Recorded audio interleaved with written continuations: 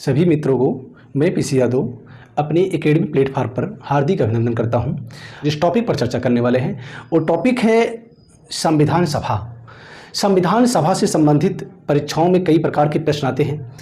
उन प्रश्नों के बारे में आपसे साझा करेंगे अपना विचार कि कहां से प्रश्न बनेंगे और संविधान सभा का इतिहास कैसे रहा, संविधान का निर्माण किस प्रक्रिया के तहत हुआ, आदि सभी बिंदुओं पर हम क्रमशः नज़र रखेंगे और हम और आप इस पर समग्र अध्ययन करेंगे कि संविधान सभा के बारे में अगर सबसे पहली बार किसी ने चर्चा की तो वो चर्चा करने वाले थे लोकमान्य बाल गंगाधर तिलक जी।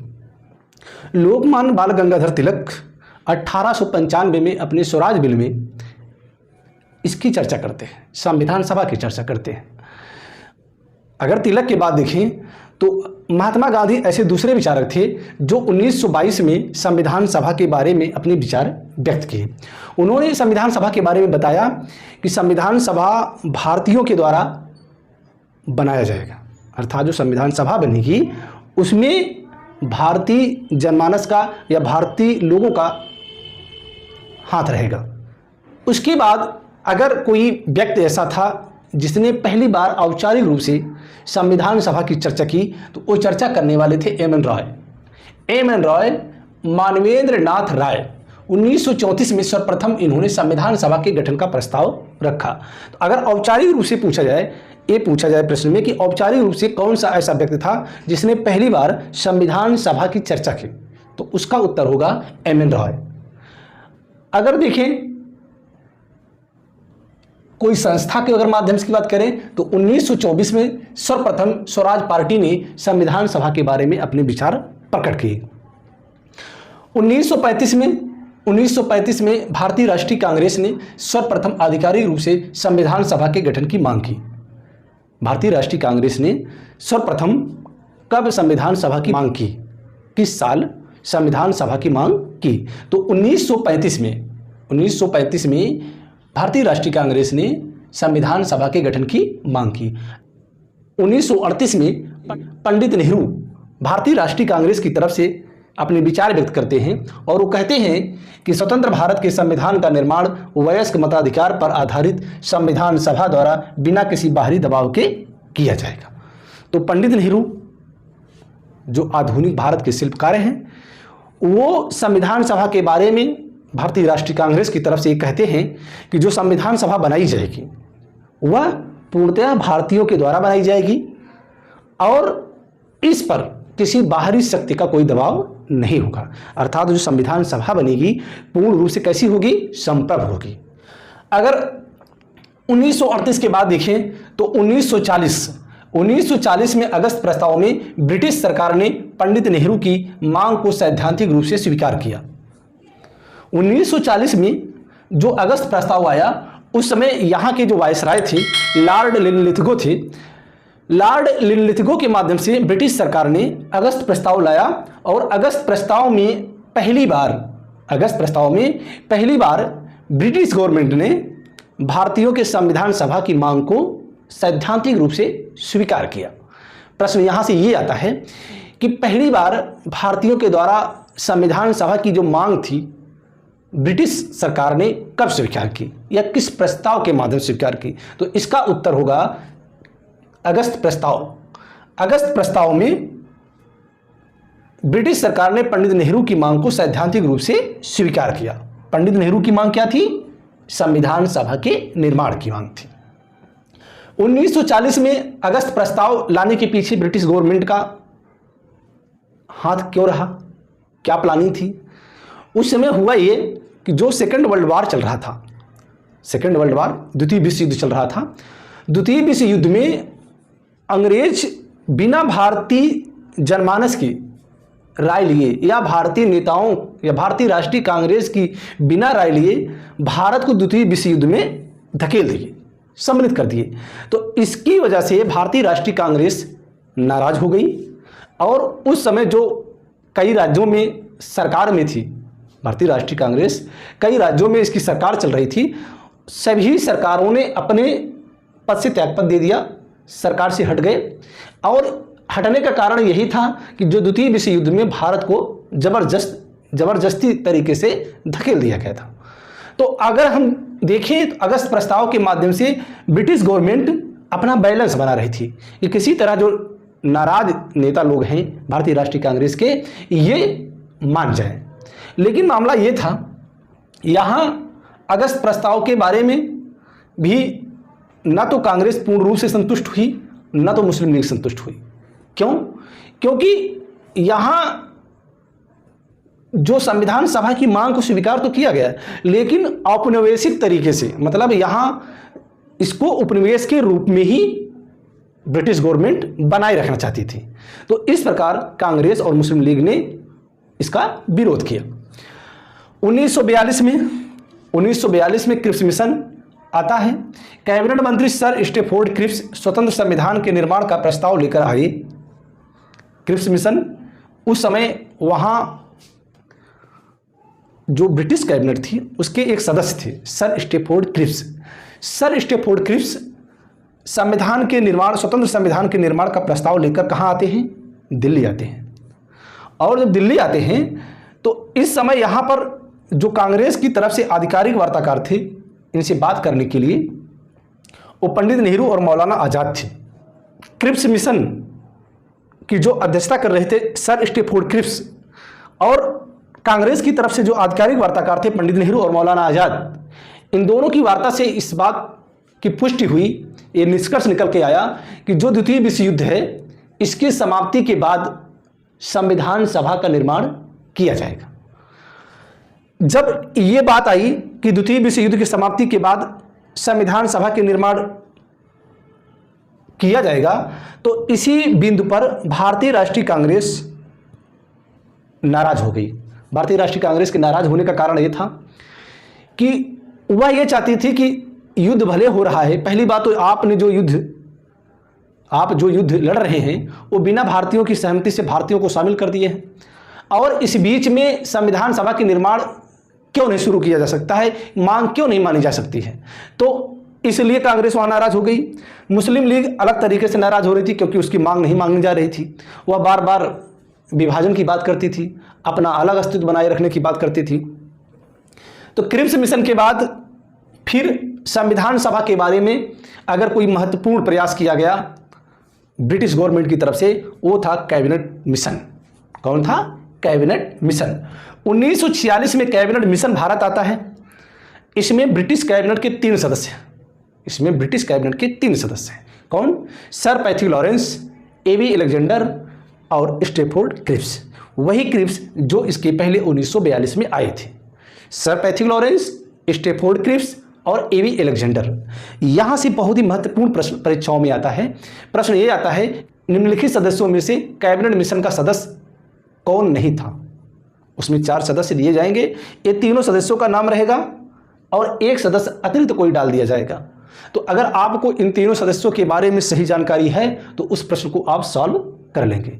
तो आप ये समझें कि जो कैबिनेट मिशन आया था उस कैबिनेट मिशन में कुल 3 सदस्य थे, sir Pethick Lawrence, Stafford Cripps और A V Alexander. Lord Pethick Lawrence, जो पैथिक लॉरेंस थे, ये कैबिनेट मिशन की अध्यक्षता कर रहे थे। अब इसको कैबिनेट मिशन क्यों कहा गया? कैबिनेट मिशन इसलिए कहा गया क्योंकि ये ब्रिटिश कैबिनेट के सदस्य थे। जो ब्रिटिश मंत्रिमंडल कैबिनेट का था वहाँ, उसके ये क्या थे? सदस्य थे। इसलिए इस मिशन को कैबिनेट मिशन के नाम से जाना गया। कैबिनेट मिशन संविधान सभा के बारे में ठोस निर्णय लिया। कैबिनेट मिशन की कुछ अतिरिक्त भी पेशकश थी भारतीयों के लिए। कैबिनेट मिशन में यही बताया गया कि भारत एक संघ होगा, इसके 7 राज्य समाहित होंगे, जो शक्तियों का विभाजन किया जाएगा, जो संघ का विषय होगा उस संघ को दे दिया जाएगा, बाकी राज्यों का विषय और अवशिष्ट शक्तियां राज्यों को दे दी जाएंगी। यहां पर कैबिनेट मिशन ने भारत के विभाजन की बात स्वीकार नहीं की। कैबिनेट मिशन भारत को अखंड भारत के रूप में रखना चाहता था। अब यहां मुस्लिम लीग ने कैबिनेट मिशन की इस योजना को स्वीकार करने से इनकार कर दिया, क्योंकि कैबिनेट मिशन भारत को तोड़ना नहीं चाहता था, या कैबिनेट मिशन भारत के विभाजन के बारे में कोई अपना वादा नहीं किया। कैबिनेट मिशन योजना के तहत भारत में फिर क्या होता है, किसी तरह मुस्लिम लीग को भी समझा लिया जाता है। मुस्लिम लीग और कांग्रेस, जो संविधान सभा का चुनाव होता है, संविधान सभा का चुनाव होता है और संविधान सभा के चुनाव में सभी दल प्रतिभाग करते हैं। नवंबर 1946 में संविधान सभा का गठन होता है। इस योजना में 389 सदस्यों की संख्या निश्चित की गई। कैबिनेट मिशन की योजना के अनुसार कुल कितने सदस्यों की संख्या निश्चित की गई संविधान सभा में? 389। यहां से भी प्रश्न आता है। पहला प्रश्न ये आएगा कि किसकी योजना के अनुसार संविधान सभा का गठन किया गया, तो वहां आएगा कृषि प्रस्ताव, कैबिनेट मिशन और मिशन रहेंगे, तो वहां कैबिनेट मिशन इसका सही जवाब होगा। कैबिनेट मिशन की योजना के आधार पे ही, कैबिनेट मिशन की योजना के आधार पे ही संविधान सभा का गठन किया गया। संविधान सभा कुल 389 सदस्य इसमें होंगे। सोचने की बात है, ये 389 सदस्यों की संख्या कैसे निश्चित की गई? इसमें जो संख्या निश्चित की गई वो प्रत्येक 10 लाख जनसंख्या पर एक प्रतिनिधि चुनने की बात की गई थी। कितने?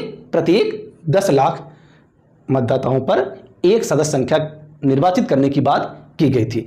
इस प्रकार भारत में उस समय 389 सदस्यों की बात की गई। संविधान सभा में कितने सदस्यों की बात की गई? 389 सदस्यों की बात की गई। ये जो 389 सदस्य थे, जो 389 सदस्य थे वो कैसे थे? यहां आप देखें 292 + 4 = 296। ये ब्रिटिश भारत से निर्वाचित प्रतिनिधि थे। कैसे थे? निर्वाचित प्रतिनिधि से। जैसे यहां 292 + 4 का मतलब क्या है? 4 का मतलब एक कमिश्नरी क्षेत्र होते थे, और ये ब्रिटिश भारत का मतलब ये है कि जिस प्रदेश पर, जिस प्रांत पर ब्रिटिश गवर्नमेंट का कब्जा था, ब्रिटिश सरकार का कब्जा था, वो ब्रिटिश भारत कहलाते थे। और ये 93 देशी राज्य थे। देशी राज्य वे राज्य थे जिन पर ब्रिटिश सरकार का कोई कब्जा नहीं था। तो ये 93 देशी राज्य, यहां से सदस्यों को मनोनीत किया गया। यानी जो बात की गई कि ये देशी राज्य होंगे, अपने यहां से मनोनीत करेंगे। कितने सदस्यों का? 93 सदस्यों का। लेकिन जो ब्रिटिश भारत है, जिसके अंतर्गत 11 ब्रिटिश प्रांत हैं और +4 कमिश्नरी क्षेत्र हैं, वहां से जो प्रतिनिधि चुने जाएंगे वो निर्वाचित होंगे। लेकिन जो निर्वाचन का आधार होगा वो एकल संक्रमणी समानुपातिक प्रतिनिधित्व होगा। ये अप्रत्यक्ष निर्वाचन होगा, प्रत्यक्ष नहीं। सर्वप्रथम हम ये जाने कि ये जो 4 कमिश्नरी क्षेत्र हैं ये कौन से हैं। कमिश्नरी क्षेत्र जैसे आज का समय है, हमारे यहाँ कुल 28 राज्य हैं और 8 केंद्र शासित प्रदेश हैं। तो केंद्र शासित प्रदेश की तरह उस समय 4 कमिश्नरी क्षेत्र भी थे। ये 4 कमिश्नरी क्षेत्र थे। Number 1 Delhi, number 2 Ajmer Merwara, number 3 Coorg, number 4 Balochistan. ये 4 कमिश्नरी क्षेत्र थे। एक बात पुनः हम आपको बताते हैं। नंबर 1 दिल्ली, नंबर 2 अजमेर मेरवाड़ा, यानी ये राजस्थान में था, नंबर 3 कुर्ग, एक कर्नाटका में, और नंबर 4 बलूचिस्तान, वर्तमान समय में पाकिस्तान। ये जो 4 क्षेत्र थे, कमिश्नरी क्षेत्र थे, यहां से एक एक प्रतिनिधि चुनने की बात की गई। तो 4 ये 292 ब्रिटिश भारत के जो राज्य थे, तो ये 296 का निर्वाचन किया गया। और ये जो निर्वाचन किया गया वो अप्रत्यक्ष निर्वाचन किया गया। अप्रत्यक्ष निर्वाचन कैसे किया गया, जैसे समझें। प्रत्यक्ष और अप्रत्यक्ष निर्वाचन में पहले अंतर समझें। प्रत्यक्ष निर्वाचन का तात्पर्य, जैसे हम लोग लोकसभा सदस्यों का चुनाव करते हैं, क्या राज्यसभा सदस्यों का चुनाव करते हैं? नहीं। हम लोग विधानसभा सदस्यों का चुनाव करते हैं, विधान परिषद सदस्यों का चुनाव नहीं करते। हम लोग जैसे प्रधान का चुनाव करते हैं, जो हमारा ग्राम पंचायत का मुखिया होता है, उसका भी प्रत्यक्ष चुनाव होता है। जिस चुनाव में आम जनता सीधे अपने प्रतिनिधि चुनती है तो उसको प्रत्यक्ष निर्वाचन कहा जाता है। अब जैसे हम लोग विधानसभा सदस्य चुने, अब विधानसभा सदस्य राज्यसभा सदस्यों को चुने।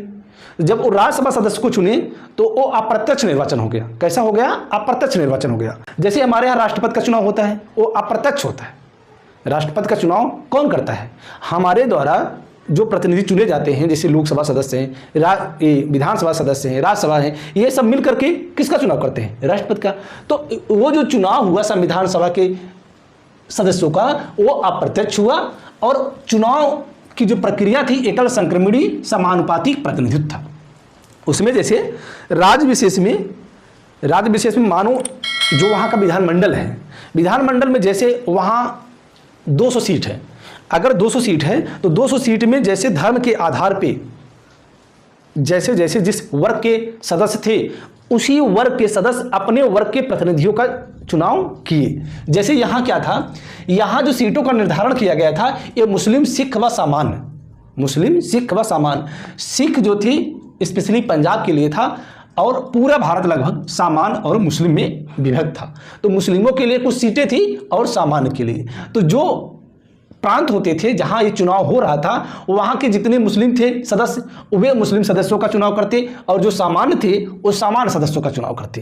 तो इस प्रकार संविधान सभा के प्रतिनिधि जो थे, जो सदस्य थे, उनका चुनाव किया गया। आगे हम देखते हैं मतदान एकल संक्रमणीय समानुपातिक प्रतिनिधित्व हुआ।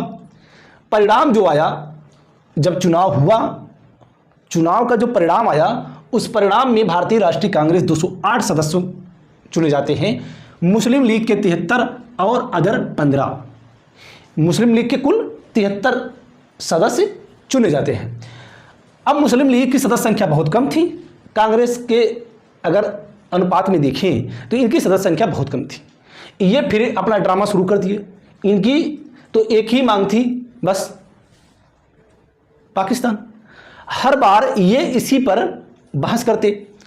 तो ये जो है चुन तो लिए गए, लेकिन जब संविधान सभा की बैठक होती है, संविधान सभा की जब प्रथम बैठक होती है 9 दिसंबर 1946 को, 9 दिसंबर 1946 को, तो उस संविधान सभा की बैठक में मुस्लिम लीग बहिष्कार करती है। मुस्लिम लीग बहिष्कार कर दिया, वह बैठक में सम्मिलित नहीं हुई। तो उस बैठक में कुल 207 सदस्य उपस्थित हुए। कितने सदस्य? 207 सदस्य। अब यहां देखें, यहां 207 सदस्य उपस्थित होते हैं और ये भारतीय राष्ट्रीय कांग्रेस के 208 हैं। अगर मुस्लिम लीग के बहिष्कृत हो गए, बहिष्कार कर दिए, तब पर भी 207 सदस्य उपस्थित होते हैं, जबकि 208 अकेले कांग्रेस के हैं और 93 देशी राज्यों के हैं। आखिर सदस्य संख्या यहां कम क्यों हो गई? कम होने के पीछे कारण यह था, ये जो 93 देशी राज्य थे ये अपने सदस्यों का मनोनयन करते, और कितने देशी राज्य ऐसे थे वो निर्णय ही नहीं कर पा रहे थे कि हमें करना क्या है, हम भारत की तरफ रहेंगे कि पाकिस्तान की तरफ रहेंगे। तो कई राज्य ऐसे थे जो इस बिंदु पर, इस विषय पर कोई निर्णय नहीं ले पाए, यानी अपने सदस्यों को मनोनीत नहीं कर पाए। तो इसलिए जो प्रथम बैठक होती है 9 दिसंबर 1946 को 207 सदस्य उपस्थित होते हैं। यहां से अगर प्रश्नों की हम बात करें तो प्रश्न बनेगा कहां से? प्रश्न यहां से ये आएगा कि संविधान सभा में कुल कितने सदस्य, संविधान सभा में कुल कितने सदस्यों का चयन किया गया या निर्वाचन हुआ या चुने गए? संविधान सभा में कुल कितने सदस्य चुने गए? तो इसका उत्तर होगा 389 सदस्य। कितने सदस्य? 389, 389। यहां प्रश्न यहां से यह आएगा कि जो ब्रिटिश भारत था वहां से कितने प्रतिनिधि चुने गए? तो इसका उत्तर होगा 296। आप ये ध्यान देंगे, ये जो 4 कमिश्नरी क्षेत्र हैं, इन कमिश्नरी क्षेत्रों का नाम आपको याद होना चाहिए। ये कमिश्नरी क्षेत्र कौन कौन थे? दिल्ली, अजमेर, मेवाड़, कुर्ग और बलूचिस्तान। यहां होगा क्या कि इसमें से दे देगा प्रश्न कि इनमें से कौन सा क्षेत्र कमिश्नरी क्षेत्र नहीं था, तो उसमें 3 विकल्प सही दे देगा और 1 विकल्प गलत देगा। तो इसके लिए आपको चारों कमिश्नरी क्षेत्रों के नाम मालूम होने चाहिए। यहां अब देखते हैं, यहां से प्रश्न यह आएगा कि संविधान सभा की प्रथम बैठक कब हुई? संविधान सभा की प्रथम बैठक कब हुई? संविधान सभा की प्रथम बैठक 9 दिसंबर 1946 को हुई। क्या संविधान सभा की प्रथम बैठक में मुस्लिम लीग सम्मिलित हुई? नहीं सम्मिलित हुई। तो संविधान सभा की प्रथम बैठक में कुल कितने सदस्य उपस्थित हुए? 207 सदस्य उपस्थित हुए। इसकी और 207 सदस्य जो उपस्थित हुए उनमें 9 महिलाएं भी उपस्थित थीं। अध्यक्षता किसने की? डॉक्टर सच्चिदानंद सिन्हा ने की। ये सच्चिदानंद सिन्हा मूलतः बिहार के रहने वाले थे। ये अस्थायी अध्यक्ष थे। इनका अध्यक्ष के पद पर चयन क्यों हुआ? क्योंकि ये पूरी संविधान सभा में सबसे वरिष्ठ थे, बुजुर्ग थे, इसलिए उनको अस्थायी रूप से संविधान सभा का अध्यक्ष चुना गया। यहां से प्रश्न आता है, संविधान सभा के अस्थायी अध्यक्ष कौन बने? डॉक्टर सच्चिदानंद सिन्हा बने। 11 दिसंबर 1946 को दूसरी मीटिंग होती है, दूसरी बार बैठक होती है। तब डॉक्टर राजेंद्र प्रसाद बिहार के रहने वाले, इनको अस्थाई अध्यक्ष के पद पर निर्वाचित किया जाता है और इसके साथ ही साथ doctor SC. Mukherjee, BT. Krishnamachari को उपाध्यक्ष पद पर निर्वाचित किया जाता है। तो इस प्रकार संविधान सभा की अस्थाई अध्यक्ष डॉक्टर राजेंद्र प्रसाद, साथ में 2 उपाध्यक्ष हैं, एच.सी. मुखर्जी और बी.टी. कृष्णामाचारी। प्रश्न ये तो आपको याद ही होगा कि डॉक्टर राजेंद्र प्रसाद संविधान सभा के अस्थाई अध्यक्ष थे, लेकिन साथ ही साथ आप इसको भी याद कीजिएगा, याद रखे रहेंगे तो यही प्रश्न आपको फंसाएंगे नहीं। तो संविधान सभा में 2 उपाध्यक्ष थे, एस.सी. मुखर्जी और बी.टी. कृष्णामाचारी।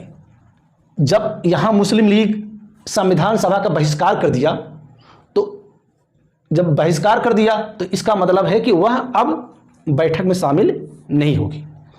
यहां उद्देश्य प्रस्ताव पंडित नेहरू द्वारा पेश कर दिया गया 13 दिसंबर 1946 को, और इसको 22 जनवरी 1947 को संविधान सभा ने सर्वसम्मति से प्रस्ताव स्वीकार किया। ये इतना समय क्यों लगा? इतना समय लगने का कारण ये था कि जब 13 दिसंबर 1946 को उद्देश्य प्रस्ताव पंडित नेहरू द्वारा पेश किया गया, ये हुआ कि हो सकता है कि मुस्लिम लीग शामिल हो जाए। बहुत प्रयास किया गया पर मुस्लिम लीग शामिल नहीं हुई। 15 अगस्त 1947 को जब देश आज़ाद होता है, उस समय जो हमारे संविधान सभा का जब पुनर्गठन किया जाता है, 31 अक्टूबर को पुनर्गठन किया गया, तो उसमें कुल 299 सदस्य अंतिम रूप में रहे। अंतिम रूप में कुल कितने सदस्य थे? 299। 229 ये ब्रिटिश भारत राज्यों से थे और 70 देसी रियासतों से। 229 ब्रिटिश भारत राज्यों से और 70 देसी राज्यों से, तो कुल 299 सदस्य अंतिम रूप में रहे। उद्देश्य प्रस्ताव जब पंडित नेहरू द्वारा पेश कर दिया गया, इधर संविधान सभा की बैठक में मुस्लिम लीग शामिल नहीं हुई, तो 13 दिसंबर 1946 में जब उद्देश्य प्रस्ताव पेश किया गया, वही 22 जनवरी 1947 को संविधान सभा ने सर्वसम्मति से उस प्रस्ताव को स्वीकार किया। 22 जनवरी 1947 को जब सर्वसम्मति से प्रस्ताव स्वीकार कर लिया, तो हम ये समझें कि उद्देश्य प्रस्ताव था क्या। पंडित नेहरू ने जो उद्देश्य प्रस्ताव पेश किया, वो अगर आप देखिए, उद्देश्य प्रस्ताव जो हमारी संविधान की प्रस्तावना है उसी का आधार है। मैंने जो भारतीय संविधान की प्रस्तावना वाला वीडियो आपके साथ साझा किया है, उसमें हमने बताया था कि जो प्रस्तावना का आधार है वो पंडित नेहरू द्वारा पेश किया गया उद्देश्य प्रस्ताव है। इसीलिए प्रस्तावना को उद्देश्य का भी कहा जाता है। क्या कहा जाता है? उद्देश्य का भी कहा जाता है। यहाँ जो उद्देश्य का प्रस्तुत की गई या उद्देश्य प्रस्ताव जो प्रस्तुत किया गया, उसमें भारतीय शासन व्यवस्था का जो ढांचा होगा उसके बारे में साफ साफ लिखा था। कैसा होगा? संपूर्ण प्रभुत्व संपन्न लोकतंत्रात्मक गणराज्य होगा। यहाँ के निवासियों को जो सामाजिक रूप से, आर्थिक रूप से दबे कुचले हैं, उनके साथ न्याय किया जाएगा। सामाजिक, आर्थिक और राजनीतिक न्याय दिया जाएगा। यहाँ के आम जनमानस का विकास किया जाएगा। जनता के प्रति सरकार जवाबदेह होगी। उनको समानता, स्वतंत्रता प्रदान की जाएगी। तो इस प्रकार जो उद्देश्य प्रस्ताव प्रस्तुत किया गया पंडित नेहरू के द्वारा, इसी से भारतीय शासन व्यवस्था की दिशा और दशा तय होती है। उद्देश्य प्रस्ताव हमारी प्रस्तावना का क्या बनता है? आधार बनता है। उद्देश्य प्रस्ताव हमारी प्रस्तावना का क्या बनता है? आधार बनता है। यहां से प्रश्न, ये दोनों जो डेट हैं इसको आप विशेष नजर रखें कि उद्देश्य प्रस्ताव पंडित नेहरू द्वारा कब पेश किया गया? 13 दिसंबर 1946 को। 13 दिसंबर 1946 को उद्देश्य प्रस्ताव पंडित नेहरू द्वारा पेश किया गया।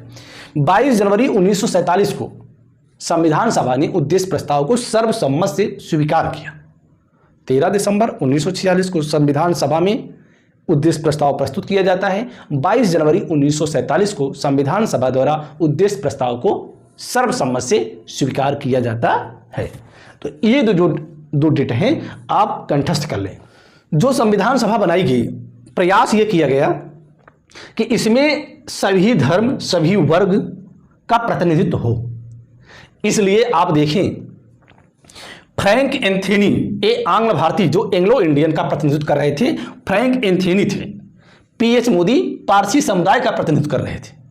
फ्रैंक एंथोनी एंग्लो इंडियन का प्रतिनिधित्व कर रहे थे और पीएच मोदी पारसी समुदाय का प्रतिनिधित्व कर रहे थे।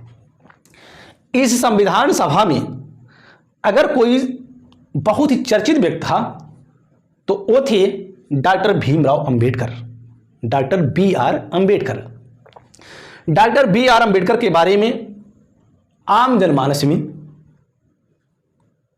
पक्ष और विपक्ष में कई तर्क हैं, लेकिन तर्क चाहे जो भी हों, इनकी भूमिका भारतीय संविधान के निर्माण में बहुत ही महत्वपूर्ण रही। इनकी उपयोगिता आप समझें भारतीय संविधान के नजरिए से तो भारतीय संविधान की जो प्रारूप समिति बनाई गई उसके चेयरमैन बनाए गए, उसके अध्यक्ष बनाए गए। कभी कभी लोग समझते हैं कि भारतीय संविधान को बनाने वाले डॉक्टर बी आर अंबेडकर हैं, ऐसा नहीं है। इनको निर्माता की संज्ञा क्यों प्रदान की गई है? निर्माता की संज्ञा इसलिए प्रदान की गई कि ये जो प्रारूप समिति थी उसके अध्यक्ष थे, अंतिम रूप प्रदान किए, इसीलिए इनको संविधान सभा का निर्माता माना जाता है। क्या माना जाता है? निर्माता माना जाता है। डॉक्टर अंबेडकर की संविधान सभा में जो एंट्री होती है, डॉक्टर अंबेडकर की संविधान सभा में जो एंट्री होती है, संविधान सभा में जब शामिल होते हैं, ये मुस्लिम लीग की सहायता से पूर्वी बंगाल से चुने जाते हैं। कहां से चुने जाते हैं? पूर्वी बंगाल से। आपको मालूम है कि ये शुरू से ही कांग्रेस की विचारधारा से ये अलग ही इनका स्टैंड था, ये अलग ही लड़ाई लड़ते थे। तो ये मुस्लिम लीग के समर्थन से एक सीट थी जयसुर कुलना, ये जो पूर्वी बंगाल है, आज का जो पश्चिमी बंगाल है। पश्चिमी बंगाल भारत में है, पूर्वी बंगाल जो आधुनिक बांग्लादेश है। लॉर्ड दुर्जन जो था, नहीं लॉर्ड कर्जन जो था, जब बंगाल का विभाजन किया तो दो पार्ट में किया, एक पश्चिमी बंगाल बनाया, एक पूर्वी बंगाल बनाया। पूर्वी बंगाल आधुनिक बांग्लादेश और पश्चिमी बंगाल आधुनिक पश्चिमी बंगाल। तो जो पूर्वी बंगाल है वहां से जयसुर कुलना सीट से डॉक्टर अंबेडकर चुने जाते हैं और इधर स्थितियां बिगड़ती चली गई। मुस्लिम लीग बहिष्कार किया, मुस्लिम लीग बाहर हो गई। तब समस्या खड़ी हो गई कि डॉक्टर अंबेडकर संविधान सभा में कैसे रहेंगे। तब उस समय श्री बी एन राव जी बात करते हैं डॉक्टर राजेंद्र प्रसाद से। किससे बात करते हैं? बाबू डॉक्टर राजेंद्र प्रसाद से। डॉक्टर राजेंद्र प्रसाद से सिफारिश करते हैं कि डॉक्टर अंबेडकर की उपयोगिता बहुत ही महत्वपूर्ण है भारतीय संविधान के निर्माण में, इनको किसी भी तरह से संविधान सभा में शामिल होना चाहिए। तब डॉक्टर राजेंद्र प्रसाद उस समय महाराष्ट्र जो बंबई राज्य था, बंबई राज्य से वहाँ एक कांग्रेस के सदस्य चुने गए थे, एम आर जयकर। कौन? M R Jayakar. M R Jayakar को पूना सीट से जो चुने गए थे वहां से इस्तीफा दिलवाते हैं और वहां से डॉक्टर अंबेडकर को चुनाव लड़ाया जाता है और कांग्रेस के सहयोग से ये संविधान सभा में शामिल हो जाते हैं। तो इस प्रकार यहां से प्रश्न कैसे आता है? प्रश्न अगर ये आएगा कि डॉक्टर अंबेडकर संविधान सभा में किस सीट से निर्वाचित हुए, अगर वहां ये दे देगा जयसुर कुलना या दे देगा पूर्वी बंगाल, दूसरा विकल्प दे देगा पूना या मुंबई, तब आप पूना या बंबई डालेंगे। इसका सही उत्तर तब क्या होगा? पूना या बंबई, क्योंकि अंतिम रूप से ये पूना से चुने जाते हैं। लेकिन अगर जयसुर कुलना ही आता है वहां बंगाल, पूना नहीं आता है, तब आप जयसुर कुलना को सही करेंगे। तो ये आप समझ लें कि पहली बार जब इनका चुनाव होता है जयसुर कुलना सीट बंगाल से चुने जाते हैं मुस्लिम लीग की सहायता से, और दूसरी बार ये पूना सीट से एम आर जयकर जो इस्तीफा देते हैं उनके स्थान पे ये चुनाव लड़ते हैं और कांग्रेस के सहयोग से संविधान सभा में सम्मिलित होते हैं। आगे देखते हैं, संविधान का प्रारूप श्री बी एन राव ने तैयार किया था। संविधान का प्रारूप तैयार करने वाला कोई व्यक्ति था, वो थे श्री बी एन राव, बेनेगल नरसिंह राव। बेनेगल नरसिंह राव ने ड्राफ्ट तैयार किया, प्रारूप तैयार किया। तब उस प्रारूप को अंतिम रूप देने के लिए, प्रारूप समिति का गठन किया जाता है। ध्यान देना, प्रारूप समिति का कार्य अलग है, प्रारूप बनाने का कार्य अलग है। प्रारूप मैं बनाऊं और किसी कमेटी को दे दूं, अंतिम रूप प्रदान करे। तो प्रारूप बनाने वाले की भूमिका आप समझें। श्री बेनेगल नरसिंह राव जी प्रारूप बनाते हैं। यहां से प्रश्न आएगा संविधान का प्रारूप बनाने वाले कौन थे? Shri B N Rau. Shri B N Rau प्रारूप बनाने वाले थे। दिलचस्प बात यह है मित्रों, श्री बी एन राव संविधान सभा के सदस्य नहीं थे। क्या नहीं थे? संविधान सभा के सदस्य नहीं थे। सही आप सुन रहे हैं, बी एन राव जी संविधान सभा के सदस्य नहीं थे। तो आपके दिमाग में प्रश्न गूंजेगा, फिर ये कैसे शामिल हो गए, ये कैसे कार्य कर रहे थे? ये बहुत बड़े जानकार थे, आईसीएस अधिकारी थे। इन्होंने निःशुल्क सेवा की और ये इतना बड़ा कार्य किए कि प्रारूप बनाए, और प्रारूप बना के प्रारूप कमेटी जो बनाई गई थी, प्रारूप समिति जो बनाई गई थी, डॉक्टर अंबेडकर के नेतृत्व में उनको सौंपा कार्य करने के लिए। आप इसको अंतिम रूप प्रदान करें। 29 अगस्त 1947 को डॉक्टर अंबेडकर की अध्यक्षता में 7 सदस्यीय प्रारूप समिति का गठन किया गया। यहां से प्रश्न क्या आता है? यहां से प्रश्न आएगा प्रारूप समिति का चेयरमैन कौन था? डॉक्टर अंबेडकर। अब यहां आपको क्या करना है, प्रारूप समिति के जो 7 सदस्य हैं डॉक्टर अंबेडकर सहित, उनके आपको नाम याद करना है। इनके नाम आपको याद करना ही करना है, चाहे जैसे याद करें। इसमें अगर आप देखें तो जो 7 सदस्य हैं, इस 7 सदस्य में अधिकांश लोगों का जो नाम है वो हमारे आराध्य देवता भगवान श्री कृष्ण के नाम से मेल खाता है। देखें, नंबर 2 एन गोपाल स्वामी आयंगर। गोपाल बोले तो Kanhaiya, N Gopal Swami Ayyangar.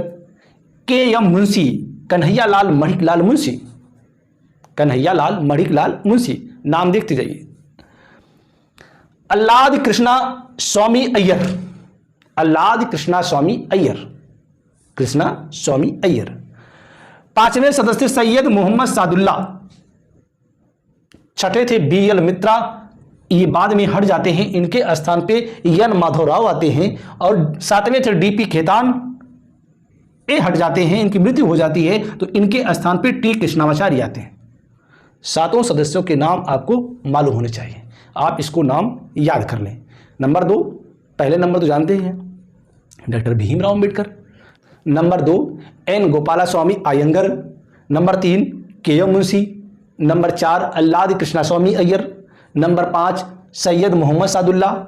Number 6 B L Mitra, उनके स्थान पे बाद में शामिल किए जाते हैं एन माधवराव। और नंबर 7 डी पी खेतान, बाद में इनके स्थान पे टी कृष्णाचार्य को शामिल किया जाता है। तो जो प्रारूप समिति थी, प्रारूप समिति का एक नाम और आता है, आप लोग इसको मिस ना करें। प्रारूप समिति का एक नाम आता है पांडुलेखन समिति। क्या नाम आता है? पांडुलेखन समिति। प्रश्न ये भी आया है कि पांडुलेखन समिति का अध्यक्ष कौन है, तो वहां तो कुछ परीक्षार्थी माथा पकड़ के बैठ जाते हैं, ये पांडुलेखन समिति क्या है? पांडुलेखन समिति बोले तो प्रारूप समिति, प्रारूप समिति को ही पांडुलेखन समिति कहा जाता है। इसको एक बार फिर से रिकॉल कर ले। रिकॉल अगर करें तो कुल 389 सदस्य संविधान सभा में शामिल किए गए। 292 + 4 296 ब्रिटिश भारत से और 93 देशी राज्यों से, कुल 389 सदस्य। चुनने का जो आधार था क्या था? सीटों का जो निर्धारण किया गया वो मुस्लिम, सिख व सामान्य मुस्लिम और सिख। प्रत्येक 10 लाख जनसंख्या पर एक प्रतिनिधि चुना गया और इनका चुनाव अप्रत्यक्ष तरीके से हुआ। कैसे हुआ? एकल संक्रमणी समानुपातिक प्रतिनिधित्व के माध्यम से हुआ। जब ये परिणाम आया, संविधान सभा के चुनाव का जो परिणाम आया, तो भारतीय राष्ट्रीय कांग्रेस के 208 सदस्य, मुस्लिम लीग के 73 सदस्य और अदर के 15 सदस्य निर्वाचित होते हैं। संविधान सभा की प्रथम बैठक 9 दिसंबर 1946 को जब होती है, मुस्लिम लीग उस बैठक का बहिष्कार करती है। कुल 207 सदस्य उपस्थित होते हैं, जिसमें 9 महिलाएं भी उपस्थित थीं। अध्यक्षता डॉक्टर सच्चिदानंद सिन्हा ने किया। ये संविधान सभा के अस्थायी अध्यक्ष थे। अस्थायी अध्यक्ष डॉक्टर राजेंद्र प्रसाद थे, जो 11 दिसंबर 1946 को अपने पद को धारण किए। डॉक्टर राजेंद्र प्रसाद के साथ डॉक्टर एस सी मुखर्जी और वी टी कृष्णाचार्य उपाध्यक्ष पद पर सुशोभित करते हैं। तो इस प्रकार एक अध्यक्ष और 2 उपाध्यक्ष बनाए जाते हैं। 13 दिसंबर 1946 को उद्देश्य प्रस्ताव पंडित नेहरू द्वारा प्रस्तुत किया जाता है। ये उद्देश्य प्रस्ताव भारतीय शासन व्यवस्था का आधार बनता है।